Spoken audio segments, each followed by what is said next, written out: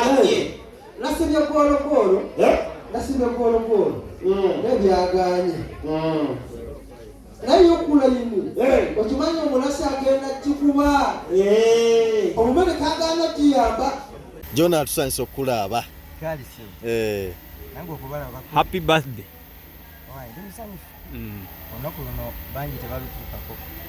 Nayenze ntuuseeko. Emyaka kati gyeyongeddeko. Fulo yakumeka. Fulo. Ndaza siwezezza emyaka 22. Kijambi yanga kinene kisala. Siri mukulu nze. Siri mukulu. Byokola by'ebyamaanyi ebikufuula omuntu omukulu. Wadde babalamu emyaka gye mbikoledde ne batoolako ne balaba nga naye nga bitandika ndi muto ddala. Okay. Ani akoledde akabaga kano? Abakulu bano balaba. Obalaba bulungi abaninaanyi. Ne bakitaddemu omutwe. Tulaba Tata Sam si muyimbi. Enkolagana ayo naye eri etya? Tata Sam mukwano gwange nnyo. Ne last year yankolera surprise banna. Last year yankolera surprise ono gwolaba. Lwakuba eya leero ono yagitaddemu. So nayo badde togimanyi? No. Naye badde sigimanyi.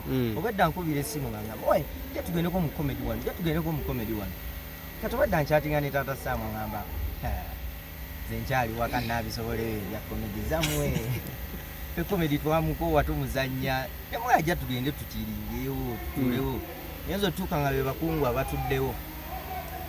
Ngebira nga birthday yennyini. Yennyini abantu bayitirivu okukamala. Agikoledde omukyala yani. Mukyala ono bamuyita mukyala Juli. Mukwano gwange. Mukyala Jona? Ye Juli. Mukyala Juli. Mukwano gwange nnyo y'omu ku ba best friend bange. Enkolagana just ekomaawo.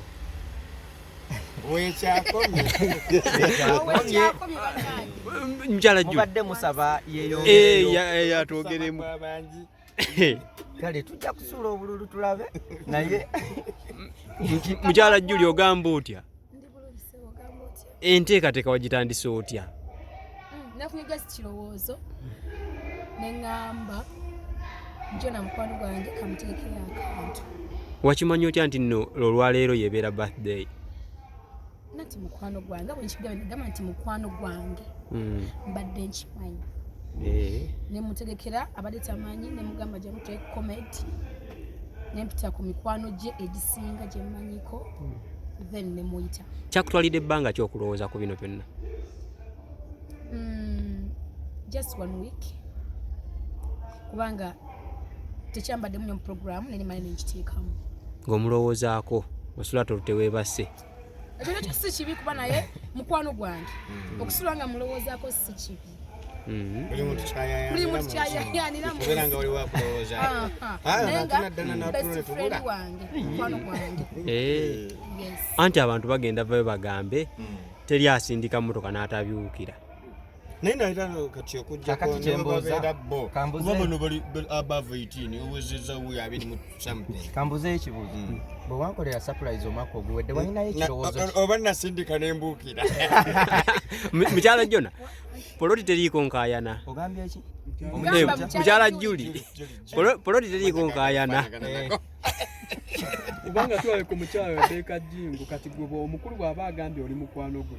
Kati omukyala Becky tukitwala ye biddi gaalo. Rebecca Jingo. Rebecca Jingo mukwano gwange. Muyimbi mu studio yange. Presenter. Akuba ennyimba ze. Ate enkola naye. Ku mikolo bwegiti bakwano baba bamanyi omuntu omutuufu. Biddi gaalo nga tetumulabye tolina. Ate engeri gyebadde surprise tebambuulidde. Bandi mwise nga bayisa abala. In fact si yekka, si yataliiwo yekka. Ne bazadde be tebaliiwo. Jona tabeera yekka ewaka baganda be tebaliiwo. Kyogamba bonna baafa. Ono omukulu mukwano gwo nnyo era nga we mwogedde. Okkiriziganya n'emyaka gy'ayogedde abasajja tetutera kujjayo bujambiya. By the way, Jona ye muntu gwe akuzenga mmulaba. Nze ndi mukulu we. Naye emyaka gye munnange gyegyo lwakuba abantu kizibu kikkiriza. Lefenna abasajja tetutera n'okutemaatema myaka eyo. Lwaki? nze neyongera nako era oli wambuuza oyina emeka gyenjogera ngaddamu oyongera ntyana era jona zikubuli kati yongera n'okwongerako abantu bajja nakugamba olimba lwakuba byakoze wapi wa olwaki ogamba wadde ndi wadda wampulira wabuulira ddi kale 210 omanyika naawe kenyini waliwo mukyala Juli abasajja bintu bitono nnyo ebitumalamu mukolera akantu awo kati nnyo obwongo ne bukyuka senga bukyuka bakulu bano alina 18 n'okuddaako no sibusuubira kukyuka kuba gyo nambale naye ebbanga tuli ba mikwano ebijja kukyuka bujja bba wali we buli naye ba bukyuse aya basi Uncle John ebintu ebyo biwulidde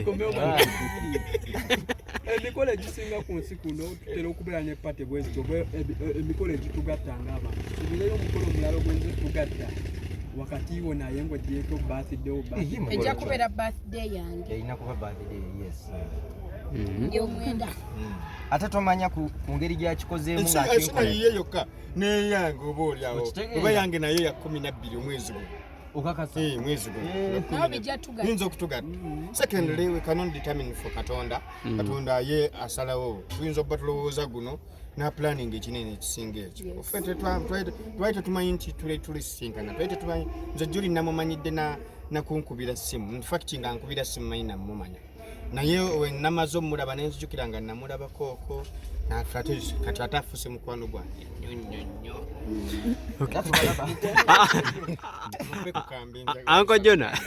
Uncle Jona oli musajja muyimbi oli producer ebintu bino bikwasaganya otya era mbikwasaganya nti time ya studio eba ya studio time yogenda ku show eba ya show oyimba music kikaki kuba atabula abantu ambagamba kadongo kamu abalala kakati si kadongo kamu kati infusing styles abamu kye bayita bakisiraga okwata kadongo kamu n'omugatta n'ebbandi n'omuteekamu ekidigida ekyengoma eŋŋanda bamuyita bakisiraga tulabye baproducer abavaayo nga ate bayimbi basinga nnyo kola zikolabos naye gwe sofa tetunnakuwulira nnyo kolabos ezo sizaagala nga ntandika kansoke neenwaneko ekintu kyange kibeeko we kituuka then nja kukola kolabo Kafeero yagamba kyali kiwoomereza ekyavaamu enkenku senga okuyimba gufuukira ddala omulimu oba producer obusuulawo era gwafuuse dda omulimu kuba ebbanga eri emabegakaawo mbadde mu tuwa ne palaso era ku posters mbaddengako nkolera ddala ate buli kimu nkibalansinga time ya studio eba ya studio time ya show eba ya show era mwetaaze totagamba nti no producer omutuukiro basono omukubira essimu anze nyimbira ddala ani manager wo sofa sinafuna manager kifo lwaki tokiwa mukyalo oyo producer Jona ono mwagadde kuba amanaginge byonna producer Jona natumba omukyalo akoledde surprise but doyinza mugamba bugambo ki mwenga gwe nga mukwano gwo nga ye mukwano gwa kikusuddeko kino ekyamazima soko gumale ku ddoboozi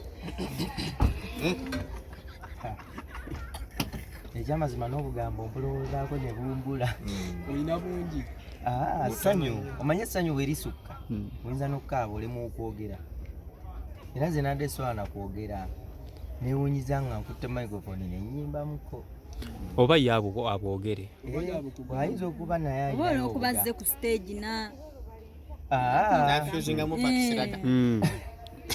ekyo kya bulijjo gye tuyimbira mu shows abakazi bajja ku stage muntu ng'anyumirwa akayimba kale bwekiba kikulembye madamu Juli mugambeyo obugambo obusembayo tuwumbewumbe gwenga yamukoledde olunaku luno olw'amazaalibwa kwatamuko naye kuno kunkema jogera tugende tulye nga sina byakwogera bonna obubaka bulina gyali obw'amazaalibwa happy birthday Jona okuva eri nze Juli mukwano gwo ennyo nange best man mayanga naffe bakwano naye nga nkwagala nnyo nga mukwano gwo that's why nkoze ekintu kino kuba nkwagala nnyo nga mukwano gwo musajja mulungi ali humble wa mutima mulungi takalubiriza bantu mazima webale mwagaliza mazaalibwa kati baako by'omusuubiza tumalirize baako by'omusuubiza tumalirize awo mwagaliza mazaalibwa ayagala byogera mu Lunyarwanda munaluteke kasoba kanyamuwanga